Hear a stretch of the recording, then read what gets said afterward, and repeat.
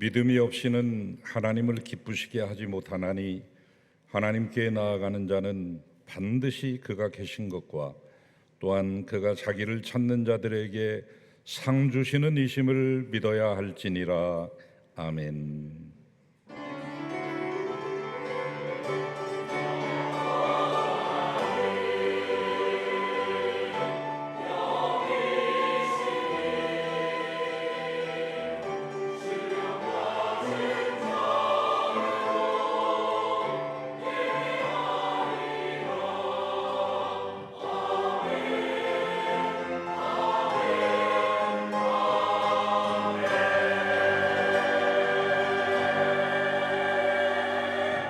하나님, 저희의 예배가 신령과 진정의 예배되게 하시고 하나님께서 기뻐하시는 예배되게 하소서.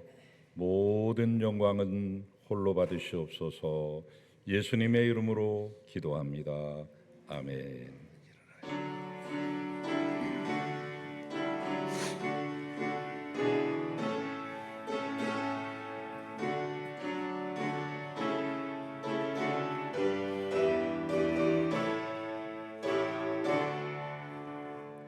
하늘에 가득 찬 영광의 하나님, 온 땅에 충만한 존귀하신 하나님, 생명과 빛으로 이해와 권능으로 언제나 우리를 지키시는 성부와 성자와 성령 삼위의 하나님, 우리 예배를 받아주시옵소서.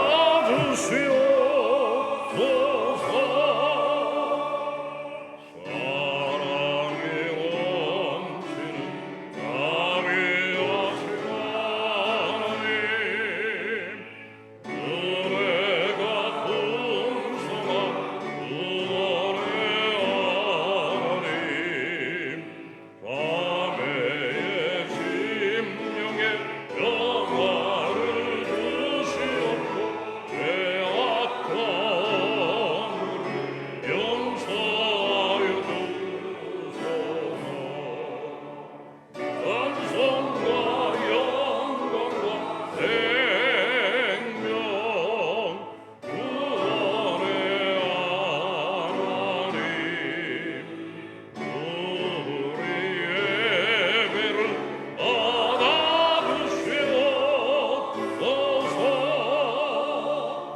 연약한 심령을 굳게 세워주시고 우둔한 마음을 이롭게 하시고 주의 뜻 받들어 담대하게 살아가며 그 말씀 따라서 용감하게 하소서.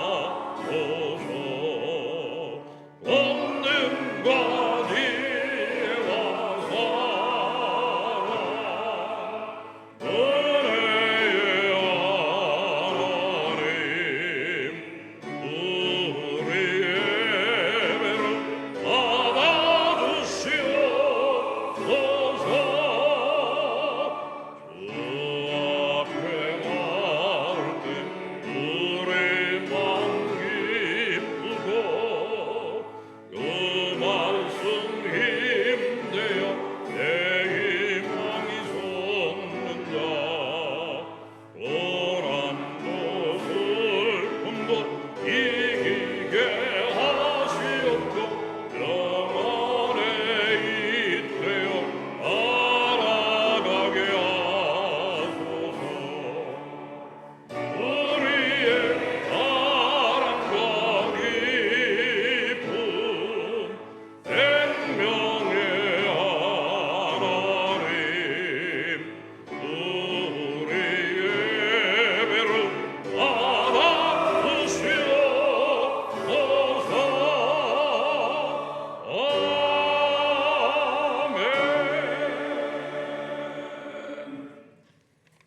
다 같이 우리의 신앙을 사도신경으로 고백하겠습니다.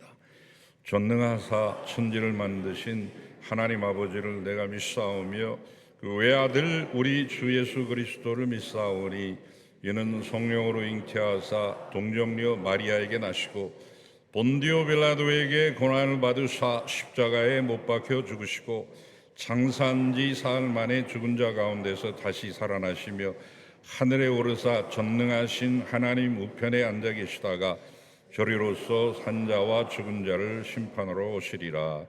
성령을 믿사오며 거룩한 공회와 성도가 서로 교통하는 것과 죄를 사해 주시는 것과 몸이 다시 사는 것과 영원히 사는 것을 믿사옵나이다. 아멘. 온 땅은 여호와를 두려워하며 세상의 모든 거민들은 그를 경외할지어다.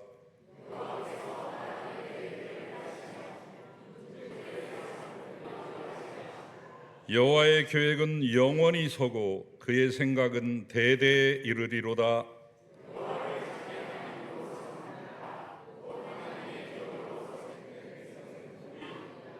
여호와께서 하늘에서 굽어보사 모든 인생을 살피시며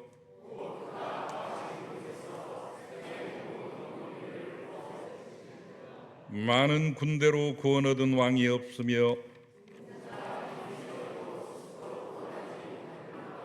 여호와는 그를 경외하는 자 곧 그의 인자하심을 바라는 자를 살피사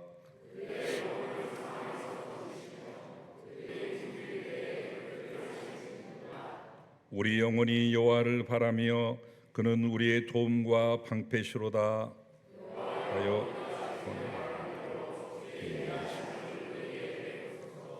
아멘. 이제 우리의 주인 되신 하나님께 우리의 죄를 다 같이 고백합시다. 역사의 고통 속에서도 소망을 허락하신 하나님, 오늘 저희는 불의한 세력에 의해 희생당한 그날을 기억하며 오늘도 주님 앞에 나와 예배드립니다. 그러나 주님, 저희들은 정의와 평화를 위한 그분들의 희생의 가치를 오늘날 이어가지 못하고 있습니다. 여전히 우리 사회 곳곳에는 불평등으로 고통받는 분들이 있고 국가의 폭력으로 아픔의 세월을 보낸 분들이 치유받지 못한 채 살아가고 있습니다. 삶이 분주한 저희들은 내 자신의 유익과 안락함을 우선하며 타인의 아픔에는 무관심한 채로 살아갑니다. 또한 이념과 편견으로 갈등과 분열을 일삼는 세력 앞에서 신앙인으로서 침묵으로 일관하며 화해와 상생의 길을 포기하기도 했었습니다. 주님, 권력과 이권 앞에서 생명과 정의를 선택하기를 머뭇거리며 참된 평화의 도구로서 살아오지 못한 저희들의 허물과 죄를 용서하여 주옵소서. 예수 그리스도의 이름으로 기도드립니다. 아멘. 이제 다와 하나님만이 아는 죄를 침묵으로 참여합시다.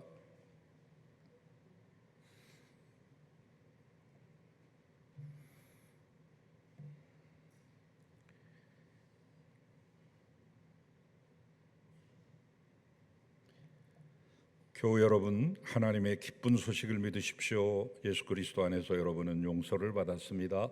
이제 이 동일한 기쁨을 여러분들의 자매와 형제와 주변의 이웃들에게 전해 주십시오.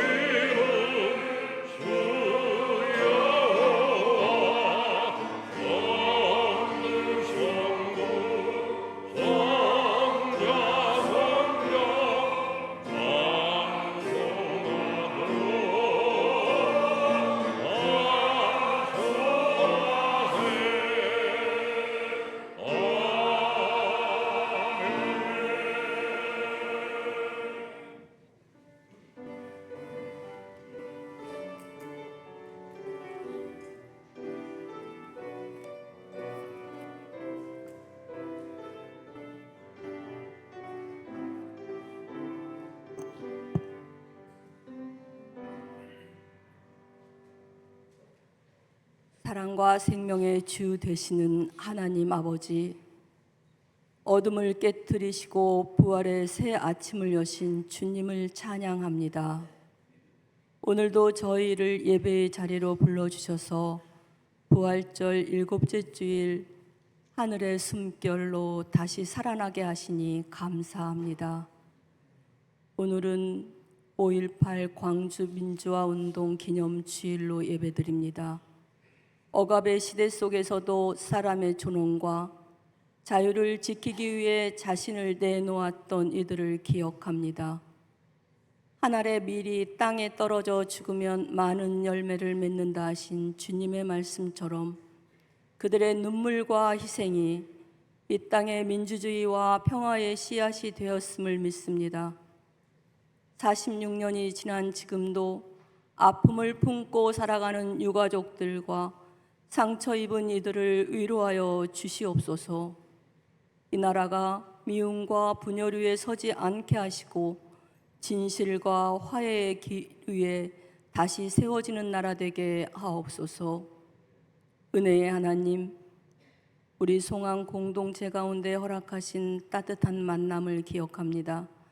지난주 온 세대 예배로 기쁨을 나누게 하시고 주중에는 어르신들과 함께한 효도 관광 가운데 하나님 만드신 창조의 아름다움을 누리게 하심을 감사드립니다.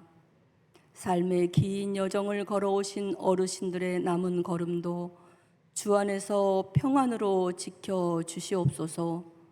다가오는 5월 31일 서울 북연합회에 소속된 지교회가 모여 연합체육대회로 계획되어 있습니다. 남녀, 청년, 신도회가 함께하는 이 행사가 경쟁보다는 사랑에 앞서게 하시고 침묵을 넘어 그리스도 안에서 하나 되는 기쁨을 경험하게 하옵소서. 주님, 이 민족을 긍휼히 여겨 주시옵소서. 갈등과 혐오가 깊어지는 시대 속에서도 서로를 향한 연민과 책임을 잃지 않게 하시고 위정자들에게는 역사 앞에 겸손히 서는 양심과 지혜를 허락하여 주시옵소서. 힘 있는 자의 목소리보다 연약한 이들의 슬픔을 헤아리는 나라 되게 하옵소서. 사랑의 하나님, 가정의 달 5월 우리의 가정을 지켜주시길 기도드립니다. 부모는 삶으로 믿음을 전하게 하시고 자녀들은 감사와 공경으로 응답하게 하옵소서. 다음 세대를 위해 눈물과 기도로 씨앗을 뿌리는 교사와 목회실의 교역자들 수고를 기억하여 주시고 우리 아이들이 세상의 거친 물결 속에서도 하나님의 정의와 사랑을 붙드는 어른으로 성장하게 하옵소서. 치유의 하나님, 연약한 몸으로 살아가는 어르신들의 평안을 붙드시고 병상 가운데 있는 환우들에게 회복의 은혜를 허락하여 주시옵소서.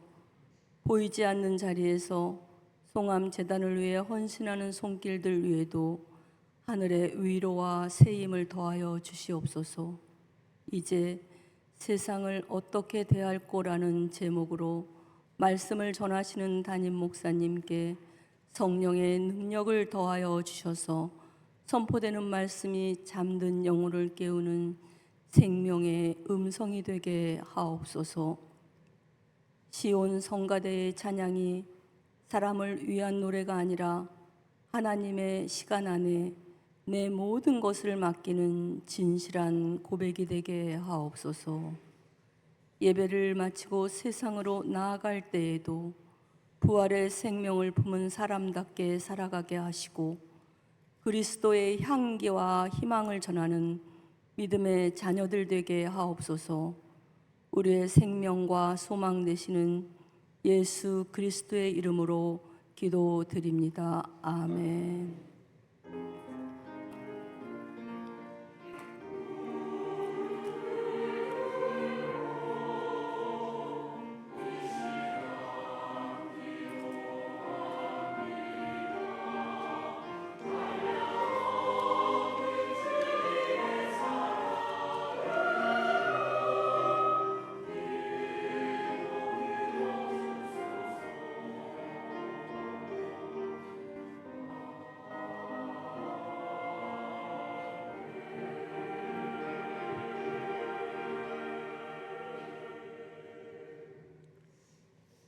우리는 지금 여름 같은 봄을 보내고 있습니다.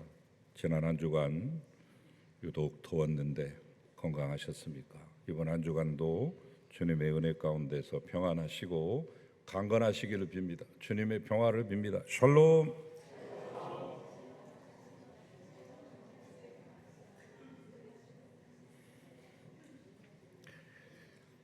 오늘 부활절 일곱째 주일이며 5.18 민주화 운동 기념 주일 예배로 드립니다. 46년 전에 그날을 기억하시고 아직도 아픔과 상처 가운데 있는 이 나라가 빨리 치유될 수 있도록 기도해 주시기를 바랍니다. 1997년 지금부터 30년 전에 국가보훈처가 국가의 이름으로 민주화 운동일이라고 기념일이라고 정했는데 아직까지 이 사실을 받아들이지 못하시는 분들도 계시고 믿지 못하시는 분도 계시고 또 다른 의견을 가지고 계신 분들도 계십니다. 50년이 다 되어가면 이제 용서와 화해의 길을 걸어야 될 텐데 아직까지 우리의 마음이 하나 되지 못하고 있으니 하나님 보시기에 얼마나 안타까운 일입니까? 우리가 하나가 되어야 남북의 통일도 빨리 이룰 수 있을 텐데요. 어서 속히 용서와 화해의 장을 만들어갈 수 있는 이 나라가 되고 또 우리가 모두 더 성장하고 성숙할 수 있도록 나라와 민족을 위해 기도하시고 피땀 흘려 쟁취한 자유와 민주의 그 정신을 잊지 마시고 후손들에게 아름다운 나라를 잘 물려줄 수 있는 자랑스러운 선배들이 되시기를 바랍니다. 김태순 권사님 오랫동안 고생하시고 정말로 위기 가운데 처하실 때도 계셨는데 여러분에게 특별 기도 부탁드렸었죠. 하나님의 은총과 여러분의 기도로 우리의 간절함이 하나님께 닿아서 이처럼 무사히 대구로 돌아오시고 오늘 퇴원 후 첫 예배에 참여하셨네요. 잠깐 자리에서 일어나실 때 건강하시라고 우리 박수 보내드리겠습니다. 감사합니다. 고맙습니다.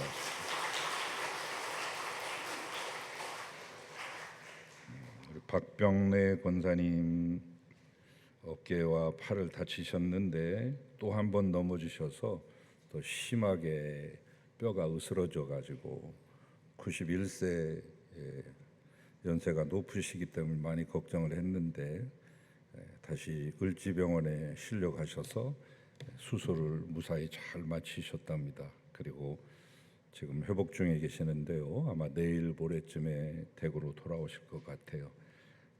완쾌를 위해 기도해 주시고 안봉의 원사님 길을 걷다가 넘어지셔서 팔로 이렇게 땅을 디뎠는데 왼쪽 가운데 손가락 맨 끝마디가 부러지셨어요.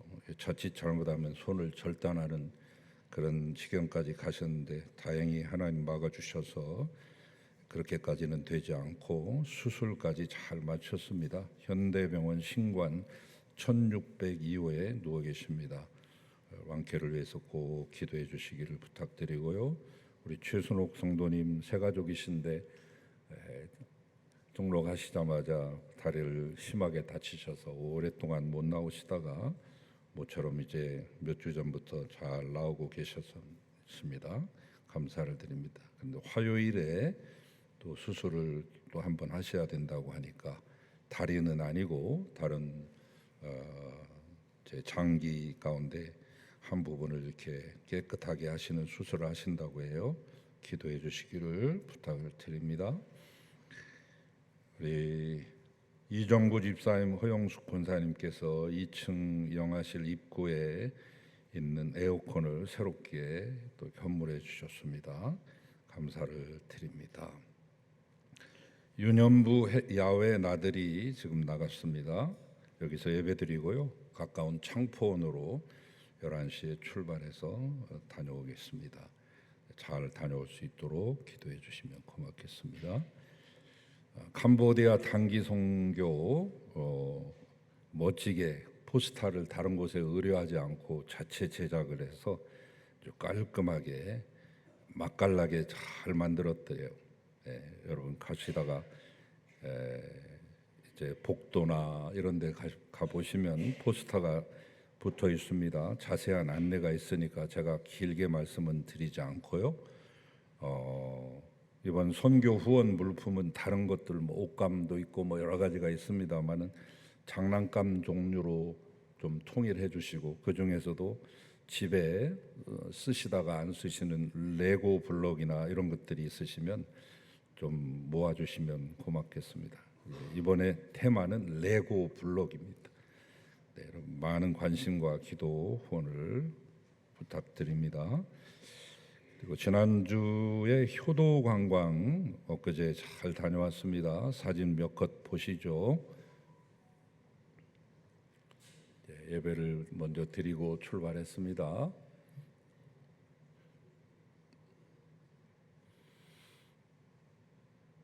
아브라함 회원들이시네요.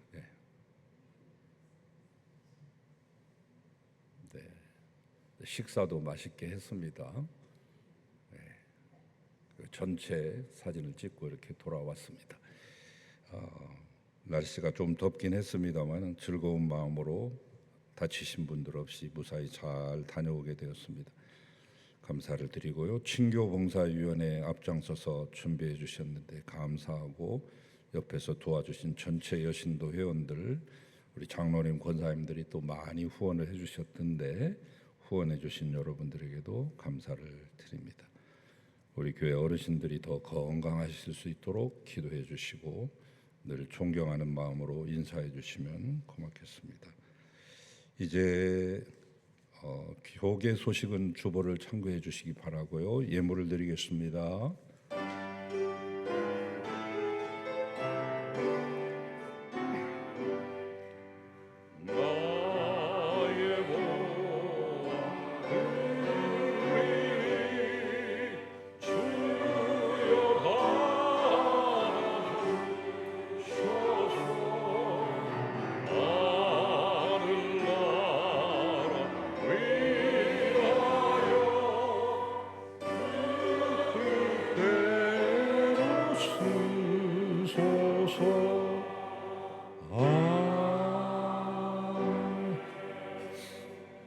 귀한 예물 정성과 사랑과 감사를 담아 또한 우리의 간증을 담아 드립니다. 받으시옵소서. 11조 예물을 비롯한 모든 예물과 또 헌물들을 받으시고 강단에 꽃꽂이로 올려드리는 귀한 손주의 생일과 아버님의 추도일을 맞아서 올려드리는 두 가정을 위로하시며 또한 기쁨을 주시옵소서. 범사에 감사하여 사랑의 식사를 이웃과 함께 나누시게 되는 두 가정을 잊지 마시고 기억하시며 하나님 손의 수고의 열매를 반드시 맺게 하소서. 이 예물은 하나님의 뜻대로만 사용되게 하시고 주님의 영광만을 나타내게 하시며 하나님의 나라가 확장되고 주의 사업과 또한 사역이 지경이 넓어지게 하여 주시옵소서. 바친 손길들, 가정들 또한 하는 모든 일들 위에 함께하여 주시고 하늘의 신령한 복과 땅의 기름진 복, 이 땅에서 누리라고 주신 분복들을 받아 누리는 귀한 복된 손길들 되게 하소서. 예수 그리스도 이름으로 축복하고 기도하나이다. 아멘.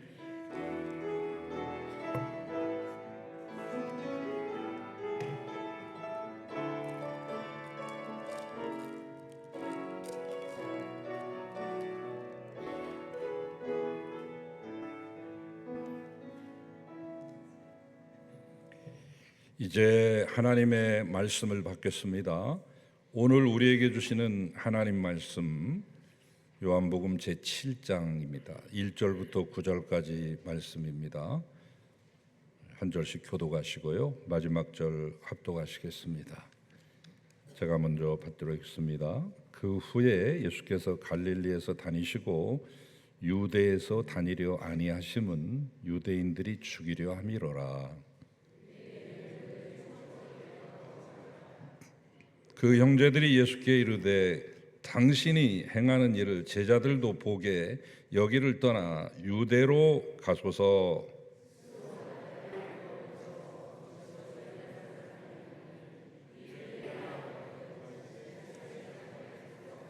이는 그 형제들까지도 예수를 믿지 아니함이로라.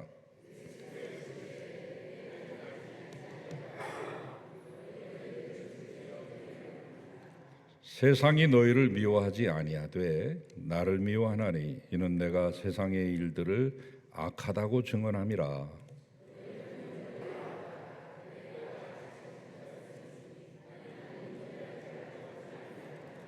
다 같이요. 이 말씀을 하시고 갈릴리에 머물러 계시니라. 아멘. 주님의 말씀입니다.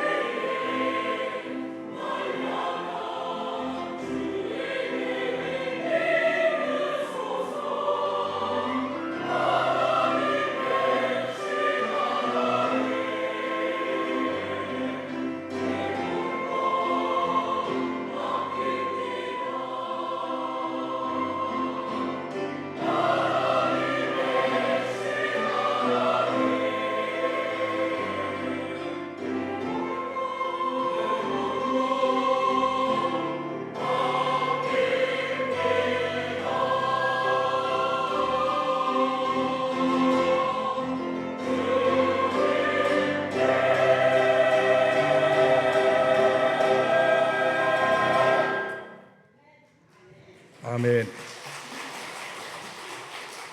할렐루야. 영광 받으시옵소서. 주님께 모든 것을 맡기는 진정한 믿음의 고백을 주 앞에 드렸사오니 이 고백대로 이루어 주시옵소서. 하나님 영광 받으시옵소서. 우리 사랑하는 대원들 모두에게 은혜 주시고 우리 지휘자님, 반주자님 모두 사랑해 주시옵소서. 새 노래로 주님을 찬양하는 주인공들이 되게 하소서. 이제 부족한 종 감히 주의 말씀 운반하오니 도와주시옵소서. 예수님의 이름으로 기도합니다. 아멘. 오늘 제일 첫 번에 경배와 찬양의 노래로 우리 찬송가 9장을 불렀는데 여러분이 좀 아셨으면 하는 의미에서 오랜만에 이 찬송을 골랐습니다. 이 찬송의 작사가는 우리 교회 주재숙 장로님의 부근 되시고 우리 교회 만수 도서관이라고 하는 이름이 붙여진 고 김정준 목사님이 작사를 하신 것이죠. 1967년에 아마 작사가 된 것 같아요. 신학생 때 많이 불렀는데 요즘은 잘 불리우지 않은 것 같아서 안타까운 마음에 여러분이 어떤 영적인 혜택을 누리고 있는지, 송암교회라고 하는 이 신앙의 스펙트럼이 얼마나 넓은지, 여러분은 얼마나 축복받은 분들인지 하는 것을 감지하시고 좀 느끼시라고 일부러 우리 만수 김정준 목사님의 작사곡 9장을 택했습니다. 세계적인 구약 신학자시고 마산 요양원에서 폐결핵을 이겨내시면서 이제 하나님을 직접 체험하시고 아마 시편 분야에 있어서만큼은 그 어느 누구도 따라갈 수 없는 타의 추종을 불허하는 위대한 신학자죠. 시편 전체를 다 외우실 만큼, 그리고 그 시편에 관한 책을 엄청나게 많이 쓰셨고 또 정의의 예언자 아모스서를 주해서 정말 명절을 남기신 귀한 분입니다. 그 분의 숨결이 머물고 있는 곳이라고 하는 것을 기억하시면서 믿음 생활 하셨으면 좋겠다 해서 모처럼 9장 찬송을 꺼내봤습니다. 여러분도 가끔 부르실 수 있기를 바랍니다. 워낙 CCM 복음성가가 판을 치고 있기 때문에 좋은 찬송가들이 이제 뒤로 물러나고 묵혀지고 있는 상황입니다. 아쉬운 상황 속에서 저의 간절한 마음을 담아 여러분에게 소개해드렸으니 이 찬송이 어떤 찬송인가 무게감을 느끼시고 불러시면 좋겠습니다. 예배 시간뿐만 아니라 개인적으로도 한번 불러보세요. 유튜브 틀어놓고 따라서 한번 불러보세요. 가사가 얼마나 좋은지. 이분이 참 유머도 뛰어나시고요.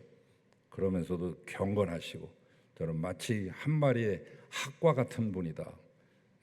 그분한테 공부를 했습니다마는 오래 공부는 하지 않고 81년에 돌아가셨으니까 제가 이제 4학년 때 돌아가신 것이죠. 너무 안타깝습니다. 하나님이 귀한 분들은 빨리 데려가시는 까닭을 저는 아직도 이해를 못하겠습니다. 아무튼 그쯤 하고요. 여러분이 이 9장 찬송을 많이 사랑하시고 부르시기를 바랍니다. 속담에 말이 태어나면 제주도로 보내고 사람 태어나면 서울로 보내라 라는 말이 있죠. 요 근래 생긴 말이 아니고 조선시대 때 초기 때부터 오래전부터 형성된 그런 속담입니다. 조선시대 때는 한양으로 보내라고 그랬겠죠. 근데 이것을 공교롭게도 제가 어릴 때 자랄 때 이 말을 얼마나 많이 귀에 못이 박이도록 들었는지 몰라요. 말은 제주도로 사람은 서울로. 그 뜻을 정확히 저는 알지는 못했습니다만은 이제야 조금 이해가 될 것 같습니다. 사람이 무슨 일을 하려면 큰 무대에서 인정받아야 된다, 큰 물에서 놀아라, 뭐 그런 뜻이겠고, 재능을 꽃피우려고 하면 최적의 환경 속에서 커야만 한다라고 하는 그런 깊은 뜻도 담겨 있는 것 같습니다. 그런 의미에서 예수님 당시에 예루살렘은 큰 무리였습니다. 왜냐하면 이스라엘이라는 나라의 수도였기 때문이죠. 예루살렘 인구는 평소에는 한 3만에서 4만 정도가 상주하지만은 유월절을 비롯해서 3대 명절 또 그 밖의 명절들이 되면은 유대인들, 이스라엘 안에 거처하고 있는 기거하고 있는 유대인들은 물론이요, 온 세계에 흩어져 살던 유대인들, 이 디아스포라들까지 모두 모여들기 때문에 한 200만 명 이상으로 그렇게 추산을 합니다. 유대 역사학자였던 플라비우스 요세푸스라고 하는 사람이 AD 65년의 유월절의 풍경을 그리고 있는데, 그때 65년의 유월절 양으로 바쳐진 유월절 양의 총 숫자가 25만 6,500마리였습니다. 양 한 마리당 한 10명 내지 20명이 둘러앉아서 뜯어먹는데, 그 숫자로 합산을 해보면 한 270만 정도를 추산한다고 그의 역사서에 밝힌 바가 있고, AD 70년에 로마의 티투스 장군이 아버지의 명령을 받아서 파송되어 가지고 이 예루살렘을 포위합니다. 처음에는 그렇게 불살르고 죽이려고 안 했어요. 위협만 해가지고 항복만 받아내려고 하는데, 워낙 완강하게 버티니까 완전히 개미 하나도 못 빠져나가게끔 포위망을 구축하고 이제 점점 옥죄어 들어가기 시작하는데, 뭐 자체 내에서 이미 분열되었고 쌀도 뭐 모든 식량도 이제 고갈이 되고 불태워버리고, 자기 분란이 먼저 가장 큰 원인이에요. 두 파, 세 파로 나눠져서 이미 식량을 다 불태워버렸다고. 상대방 것을 아무리 미워도 적이 왔으면 하나 돼야 할 거 아니에요. 그 안에서 서로 갈라졌습니다. 안타까운 것이죠. 그래서 힘들이지 않고 들어가 가지고 거기 있는 사람들을 다 죽였는데, 유월절에 모여 있는 유대인만 무려 그 성 안에 갇혀 있는 사람만 무려 110만 명을 죽였습니다. 그 전쟁으로 110만 명을 죽이고, 죽이다 지쳐서 못 죽인 사람들은 이제 포로로 로마로 끌고 가게 되죠. 자, 그렇게 보면 이 예루살렘이라고 하는 도시가 어느 정도 수준인지를 여러분이 미루어 짐작하실 수 있겠죠. 자, 이 절기에, 명절 절기에 예루살렘에 모인 그 수많은 사람들에게 인정을 받으면 유명해지지 않을래야 않을 수가 없게 돼 있는 구도라고요. 핵 인싸가 되고 스타가 되는 것은 시간 문제입니다. 때는 어느 해 초막절이었습니다.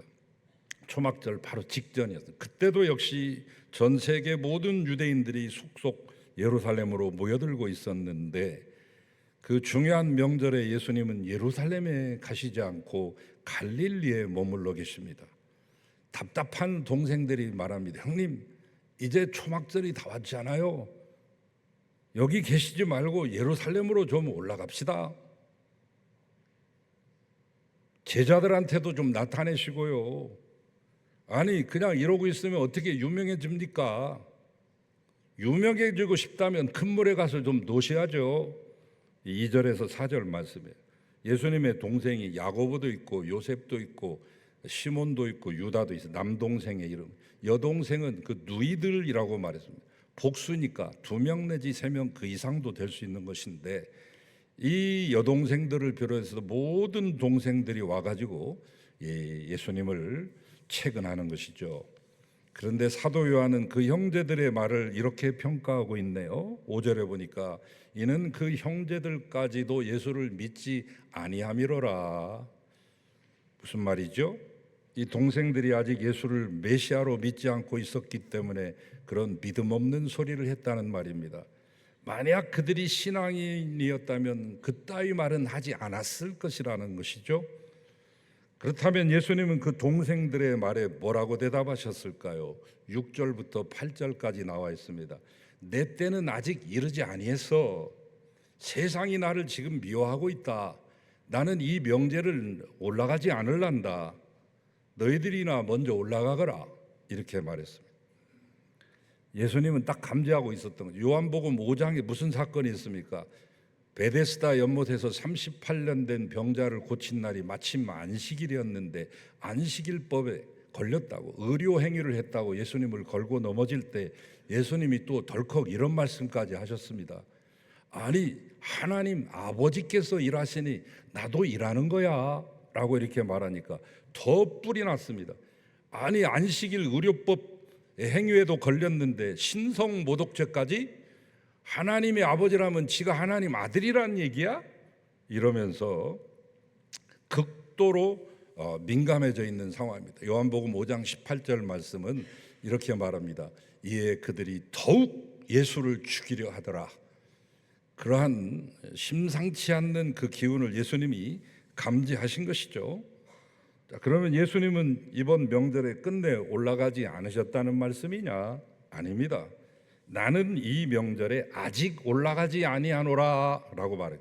아직 조금 이따 간다는 말입니다. 10절에 우리가 읽지는 않았습니다만 10절에 보면 그 형제들이 명절에 다 올라간 후에 자기도 올라가시되 나타나시지 않고 은밀히 가시니라 이렇게 말했습니다.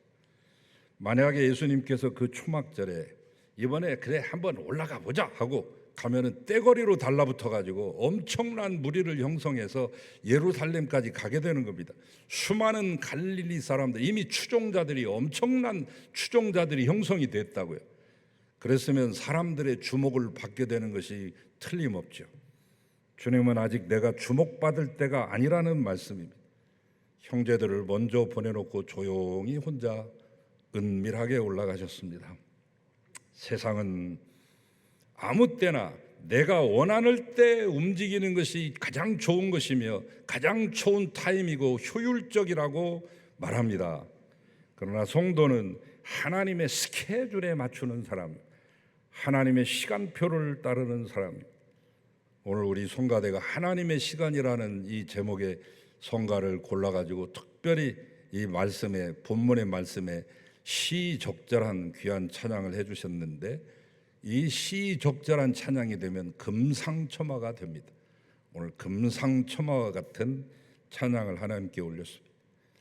예수 그리스도는 사람의 박수 소리에 취해서 예루살렘으로 달려가지 않으시고 하나님의 시계를 보면서 묵묵히 갈릴리에 머물러 계시다가 나중에는 드러내지 않고 은밀히 가십니다. 참된 순종이란 남에게 보여주기 위한 퍼포먼스가 아닙니다. 아무도 알아주지 않아도 오직 하나님 한 분만 보시면 된다는 그것만을 믿고 그 길을 걷는 것이죠. 그렇다고 예수님이 은둔주의자냐? 아닙니다. 예수님 그렇지 않습니다. 세상과 담쌓고 오히려 한적한 곳이나 찾아가고 명상이나 하면서 그렇게 하려고 오신 분 아닙니다. 일부러 사람 많이 모인 곳에 찾아가셨죠. 회당이나 광장이나 성전에서 가르치시기도 했습니다. 예수님도 세상에 많은 관심 가지셨습니다. 먹고 마시는 것을 즐기셨습니다. 오죽하면 세리와 창기들과 함께 식사를 많이 하시니까 저 사람은 먹고 마시기를 즐기고 탐하는 사람, 개걸스러운 사람이야 라고 반대파들이 얘기할 정도로 예수님도 세상에 많은 관심을 가지시고 거기에 안에 몸을 담그시고 몸을 던지셨죠. 그러나 예수님이 세상에 대하여 가지신 관심은 우리의 관심과 다르다. 이것이 오늘 설교의 초점입니다. 오늘 1부 때 설교는 똑같은 본문을 가지고 하나님의 때, 그 하나님의 타임, 카이로스에 대한 때에 초점을 맞춘 것이라면 오늘 2부의 설교는 좀 다르게 제가 구성을 했어요. 예수님이 보는 세상과 우리가 보는 세상, 우리는 어떤 세상관과 세계관을 가져야 돼. 더 나아가 국가관이라고까지도 거창하게 말할 수 있는데 거기에 초점, 방점을 찍었습니다. 그러니까 2부에 나오신 분은 1부를 보시면 이게 좀 보완이 될 거고 1부의 예배를 보신 분들은 2부 설교를 들으시면 보충이 됩니다. 여러분, 우리는 죽었다 깨나도 세상을 못 벗어납니다. 예전에 코미디언 가운데 이제는 한문 가르치시는 고고한 학자가 되시고 동양학자가 되시고 부인도 글도 쓰시고 난도 치시고 하는 분이 되십니다. 김병조라고 하시는 분이 지구를 떠나거라 그런 말을 했습니다. 지구를 못 떠납니다. 떠나고 싶어도.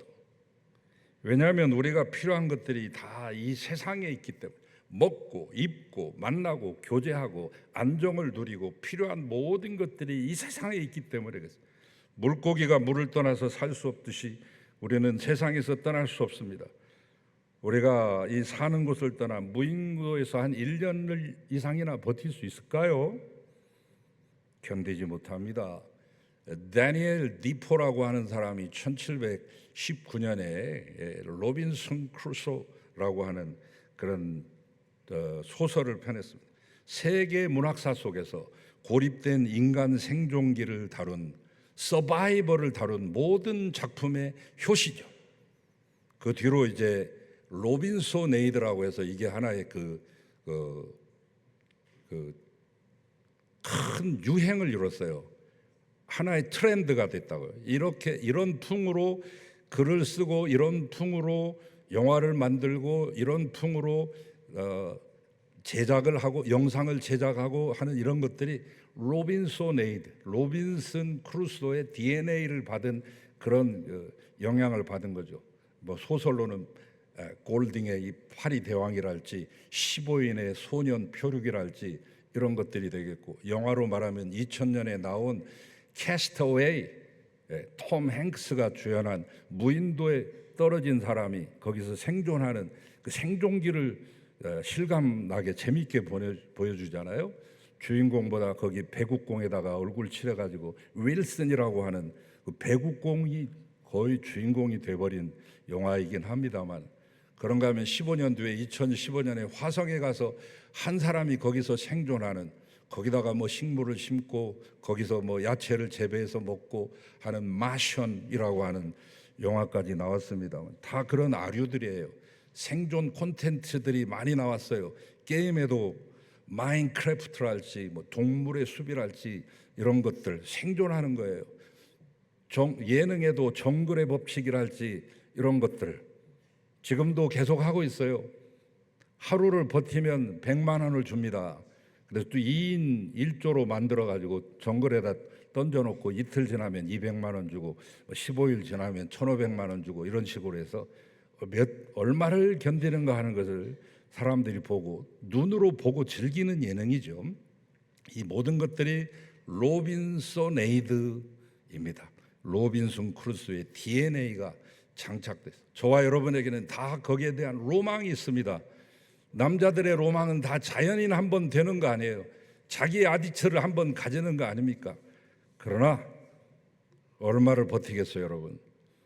생존의 법칙이 있어요. 공기 없이 3분 이상을 못 버티며 쉘터, 체온의 조절 없이 3시간 이상을 버티지 못하고 물 없이 3일을 버티지 못하며 음식 없이 3주 이상을 버티지 못하는 겁니다. 여러분, 다 로망처럼 보이지만은 그 이상을 벗어나면 견딜 수가 없는 게 우리예요.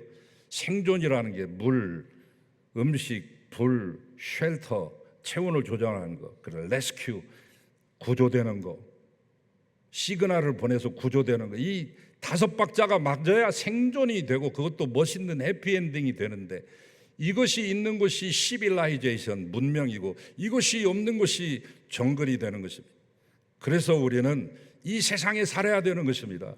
죽었다 깨나도 아무리 자연인이 좋아 보이고 베어 그릴스가 멋지게 보이고 생존가가 멋지게 보일지라도 우리는 그들처럼 못 살고, 그리고 그들도 1년 이상을 못 버티는 거예요. 그래서 우리는 어쩔 수 없이 세상이 아무리 썩고 악하다 할지라도 이 안에서 지지고 볶고 살아야 됩니다. 그리고 인정도 받아야 됩니다. 그래서 우리는 세상에 관심이 많습니다. 예수님도 세상에 관심이 많으신 분입니다. 그러나 예수님이 이 세상에 대해서 가지시는 관심은 당신이 필요한 것이 이 세상에 있기 때문에가 아니라, 이 세상을 통해서 뭔가를 얻으려고 하는 것이 아니라 이 세상을 온전히 변화시키기 위해서 관심을 가지신 것입니다. 이 세상에 살아가고 있는 우리는 이 세상을 어떤 눈으로 바라봐야 할 것인가? 거창하게 말하면 세계관이지만 그냥 어떤 눈으로 세상을 볼 것인가를 본문을 중심으로 이제 간략하게 제가 요약하고 마치겠습니다. 빌립보서 3장 20절, 오직 우리의 시민권은 하늘에 있도다. 우리의 시민권이 하늘에 있다는 말이 무슨 말씀일까요? 먼저는 우리가 이 세상에 존재하는 목적입니다. 단순히 이 세상에서 인정받고 세상의 모든 것들을 더 누리기 위함이 아니다라고 하는 선언입니다. 오히려 이 세상의 죄악된 생각과 노선을 직시하고 그것들을 하나님께로 돌이키기 위해서 존재하는 것이다. 그러나 세상의 사람들은 어떻습니까? 그들의 길은 남에게 해가 될지라도 자기에게 유익이 되는 추구하는 삶을 삽니다. 죄가 되더라도 자기가 행복하기를 원하는 삶을 삽니다. 마치 사사기에 나와 있는 각기 자기 소견에 옳은 대로 행하더라 하는 그 시대처럼 오늘의 이 시대가 사사기의 시대요, 오늘의 이 시대가 소돔과 고모라의 절정의 시대입니다. 그러나 그럼에도 불구하고 우리가 세상에 존재하는 목적은 하나님이 준비하신 더 아름답고 옳고 복된 삶을 위해 지금의 잘못된 삶을 버리라고 그들에게 경고하기 위해서, 그들에게 전하기 위해서 우리는 존재하는 것입니다. 이것이 하늘의 시민권을 가졌다는 의미입니다. 다음으로는 그 목적을 달성하는 것은 하나님의 열정과 능력이지 나의 능력과 열정은 아니라는 것입니다. 세상을 바꾸는 힘이 나에게서 오는 것이 아니라 위로부터 주시는 그분이 주시는 힘으로만 그 일을 할 수 있다. 힘과 능으로 되지 않고 오직 여호와의 영으로 된다. 세 번째로 하늘의 시민권이 있다는 것은 그 일을 하는 데서 생기는 긴장을 각오해야 된다. 희생과 환난과 고초와 핍박까지도 각오해야 된다. 그런 말이에요. 예수님은 이 세상이 자기를 미워하는 것을 알고 계셨습니다. 예수님이 뭐 잘못해서 아닙니다. 예수님이 그들을 바꾸려고 했기 때문에 그랬어요. 세상은 아주 옛날부터 견고하게 세팅이 되어 있어요. 에덴 동산에서 쫓겨난 이후 가인이 아들을 낳는데 그의 이름이 에녹이에요. 그래서 그의 아들의 이름을 따서 성 하나를 지어요. 에녹성이라고. 창세기 4장 18절에 나오죠. 그것이 하나의 인류 최초의 성을 쌓는 행위입니다. 도시로 향하는 것이죠. 노아 홍수 이후에 웅장한 도시가 건설이 돼요. 창세기 10장과 11절 말씀에 세상의 첫 용사라고 하는 이름을 가진 니므롯이 등장합니다. 그가 만든 것이 바벨입니다. 바벨, 에렉, 아칼, 갈레라고 하는 시티가 형성이 되는 거예요. 그 시티에는 단순한 시티가 아니라 시티를 지키기 위한 탑이 존재합니다. 망대가 존재합니다. 이제 성이 존재하고 시티가 나오며 탑이 존재함으로써 마침내 바벨탑까지 이르게 되는데, 세상은 이때부터 노아 홍수 이전에도 세팅이 되어 있었고 그것을 무너뜨렸음에도 불구하고 다시금 또 재세팅해서 다시 지금 만들어가고 있는 것이 니므롯의 문화입니다. 죄라는 것은 없다. 너 유익한 것만 생각해. 하나님은 없어. 신은 인간이 만든 것에 불과하다고. 남은 상관하지 말고 네 유익을 챙기거라. 이것이 견고하게 세팅된 세상의 원칙이죠. 우리가 이 세상의 노선을 지지하고 따라가면 아무런 문제가 발생되지 않습니다. 그러나 이것을 바꾸려 할 때는 이빨을 드러내고 달려듭니다. 부부 사이도 서로 바꾸지 않으면 한없이 좋습니다. 그러나 바꾸려고 하면 공격과 보복과 암투가 시작됩니다. 그때부터는 적과의 동침이 시작되는 것입니다. 하물며 세상의 틀을 바꾸려고 하는데 저항이 왜 없겠습니까?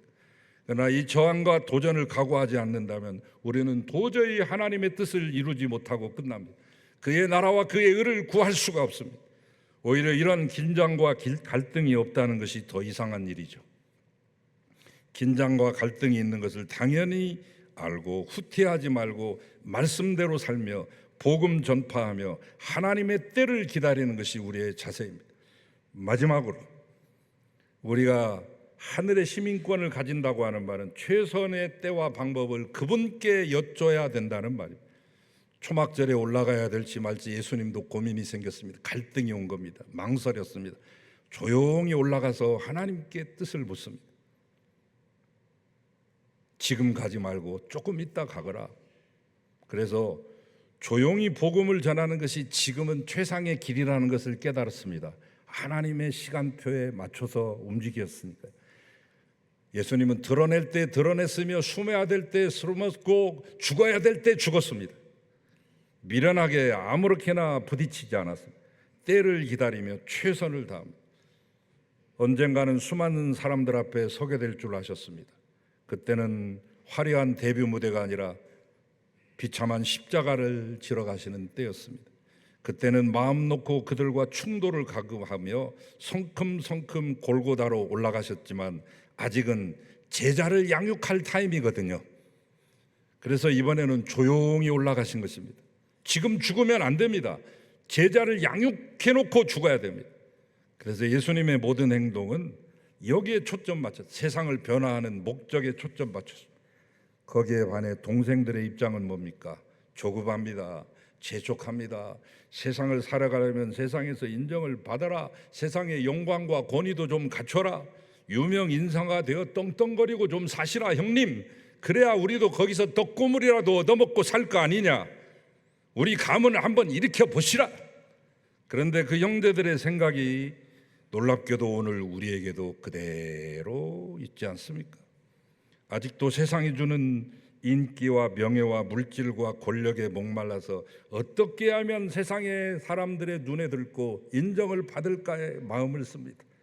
근데 미안하지만 하늘의 시민권 가진 사람의 모습이 아닙니다. 세상에서 인정받아 남보다 나은 자리에 올라가는 것보다 더 귀한 삶이 있으니 하늘의 시민권 가지고 예수 그리스도의 제자로서 변화된 생각과 눈을 가지고 사는 것입니다. 세상에서 제 아무리 좋은 것 가지고 있어도 그것으로는 죄사함과 구원은 고사하고 평안도 만족도 얻지 못합니다. 여러분, 예수님 말씀 따라 사십시오. 세상 사람들이 가는 길과 가치관이 다르다는 것 발견하셨으면 그것을 지적하고 책망하며 복음을 전해야 됩니다. 신앙과 복음은 세상과 타협하거나 세상에 아부하지 않습니다. 여러분, 교회가 세상의 눈높이를 낮춘다고, 문턱을 낮춘다고 그 구실로 교회 스스로가 세상에다가 맞추려고 합니다. 여러분, 사람의 몸에다 옷을 맞춰야 함에도 불구하고 옷에다가 사람을 맞추는 격이라고나 할까요? 카페 만들고 농구장 만들고 세상이 하는 것 교회가 다 하려고 합니다. 못해서 안달입니다. 노래도 세상 노래와 다를 바 없는 세상 스타일로 바꾸고 세상의 비유를 맞추는데 초점을 맞춥니다. 물론 접촉점 만들어서 그들을 주님께 이끌기 위한 수단과 통도로 만든다는 거 10분 이해합니다만 그게 우선이 아니고 그게 진리가 아니고 그게 핵심이 아니잖아요. 우리가 먼저 바로 서서 하나님 앞에 바로 서서 세상의 부족함을 지적하고 훈계하고 꾸짖고 고쳐나가야 되는, 말랑하고 물컹한 크리스찬 만들어서는 안 됩니다. 여러분, 언제까지 젖만 먹게 하겠습니까? 이제 단단한 것도 씹을 수 있게 해줘야 되지 않겠습니까? 언제까지 온실의 화초로 키우겠습니까? 이제는 거친 광야에서도 우뚝 설 수 있는 담대함과 야성을 키워줘야 되지 않겠습니까? 왜 세상에 맞춰갑니까? 세상이 복음에 맞춰가도록 해야지. 진리를 따라오도록 만들어야 될 거 아닙니까? 우리는 세상을 바꾸기 위해 존재하는 자들입니다. 이 일을 하려고 하면 인정받고 존경받기가 힘듭니다. 미움받고 갈등이 있어야 되겠지만 두려워할 일은 아닙니다. 우리를 부르셨고 천국의 시민권과 아들과 딸이 되는 권세를 주신 하나님께서 동행하시며 여러분에게 힘 주실 것입니다. 우리가 세상에 관심을 끊을 수 없는 까닭은 그들을 바꾸어 하나님이 기뻐하시는 사람으로 만들어야 하기 때문에 그렇습니다. 그러므로 우리는 수시로 끊임없이 세상에 관심을 가지고 세상을 연구하고 세상의 학문도 인문학도 세상의 그 어떤 돌아가는 것들도 관심 끊어서는 안 됩니다. 그들이 잘 따라오지는 않겠지만 그게 우리의 사명입니다. 그러므로 최선의 때와 방법을 주님께 여쭈면서 때를 얻든지 못 얻든지 힘써 복음을 전파합시다. 이것이 세상과 우리의 관계고 이것이 우리가 세상에 존재하는 목적입니다. 주님이 주신 사명과 능력으로 살아가시는 성도님들이 되시기를 주님의 이름으로 축원합니다. 주님 세상을 어떻게 대할 것인지 주님이 직접 보여주시고 가르쳐 주셨음에도 불구하고 여전히 세상 속에 머물며 세상과 타협하는 저희들을 불쌍히 여겨주시고 불의함을 지적할 수 있는 용기를 주시며 먼저 우리가 바르게 살게 하여 주시고 그들도 바른 곳으로 인도할 수 있는 의의 길로 이끄는 귀한 인도자들이 되게 하여 주시옵소서. 다시금 교회와 성도가 그 영광을 되찾게 하소서. 예수 그리스도의 이름으로 기도하나이다. 아멘.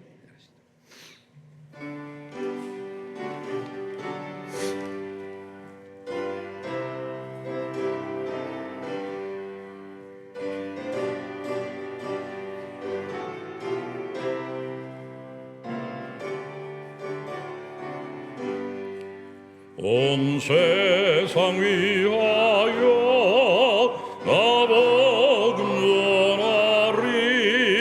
만 백성 모두 나와서 그 말씀 들으라.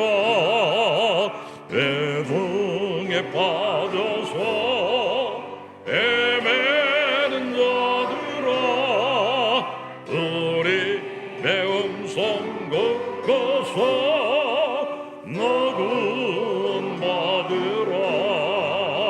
끝나고 기도해 매일 증인 되리라. 세상 모든 사람 다 듣고 그 사랑 알도록 온 세상 위하여 이 복음 전하리. 저 죄인 회개하고서 그 예수 믿으라. 이 세상 구하려 그 돌아가신 것 받은 것을 열으며 그 사랑 모르리. 떠나고 기도해 매일 증인 되리라.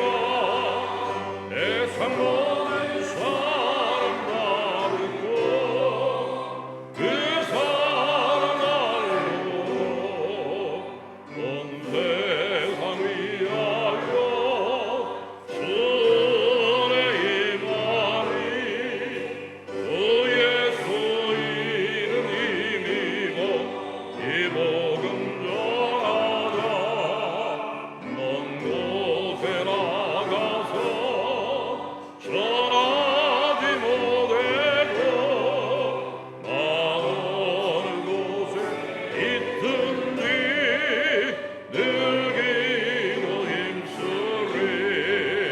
떠나고 기도해 매일 증인 되리라. 세상 모든 사람 다 듣고 그 사랑 알도록. 우리에게는 희망이 있습니다. 우리 하나님은 생명의 하나님이십니다. 성령께서는 온 세상에 생기를 불어넣고 우리를 참되고 복된 길로 인도해 주십니다. 그러므로 여러분 성령의 권능을 받아 예수 그리스도의 증인이 되십시오. 성부, 성자, 성령, 성삼위일체 하나님의 은혜, 사랑, 교제하심이 이제 예수님처럼 하나님의 시간을 기다리고 또한 예수님처럼 이 세상을 온전한 길로 인도하기 위해서 온 몸을 온 마음을 드리는 주님의 참된 제자 되기로 작정하며 이 세상 속으로 파견되는 사랑하는 모든 성도들과 우리를 기다리고 있는 이 땅과 역사 위에 이제로부터 영원히 함께 하시기를 간절히 축원하옵나이다. 아멘.